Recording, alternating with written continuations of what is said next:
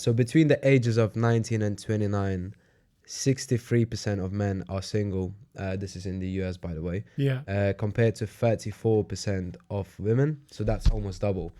More young men are single than women in the post-pandemic era. I think that's really, really interesting. So in 2019, it was 51% of men and 32% of women.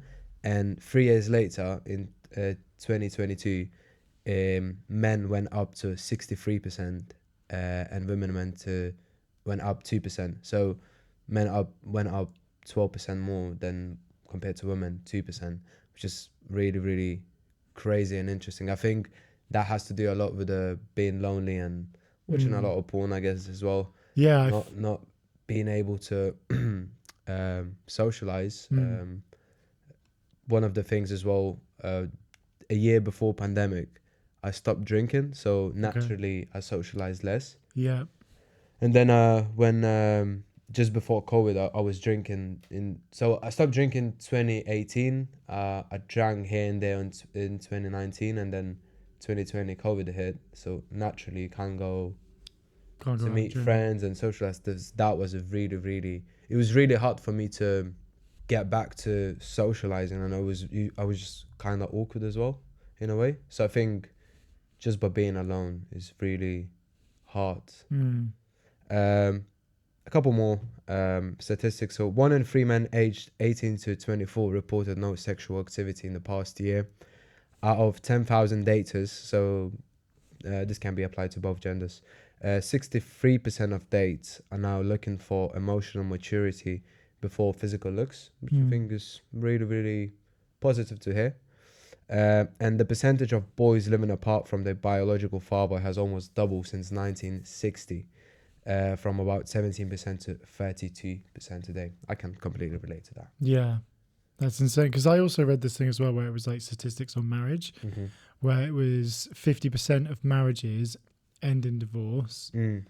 And there's also statistically marriages that I feel that if you make more of a song and dance about the wedding, the cake, the Yeah. dress, where it's going to be, inviting all these people, you're making it less about the two people that Mm-hmm. it's supposed to be about. Yeah. So therefore, like, if those two people are just making it more about the status of it all, do you That's think that exactly kind what of I was ends saying it? in my mind. Status. Yeah, I think it's all about the status now, to show off, to have the biggest wedding, the biggest cake, the best, the most beautiful church, like yeah, the biggest crowd in your wedding. Is as you said, it's less about those two people for rather sure. than It's like status. this kind of keeping up with the Jones kind of Mm. thing.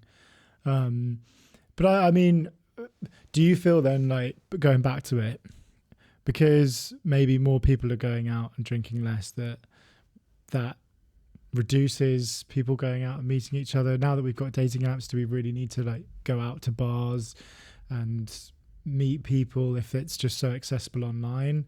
From your, like, where you were sort of saying when you stopped drinking, it stopped you going out. Do you think that hindered your motivation Um, dating? in a way. I mean, I was willing to meet someone, but as you said, I stopped drinking. I was very, very into training at that time.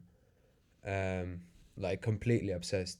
But that's again, like I was meeting people um that had the same interest that I was, and martial art gyms don't have too many women. Let's just Yeah, be honest. yeah, So it's only mainly guys. Even if I meet women, there's someone's girlfriend or friend. So, and you're not going to like approach straight away, right? So, it's more like my lifestyle change, and automatically I was meeting less people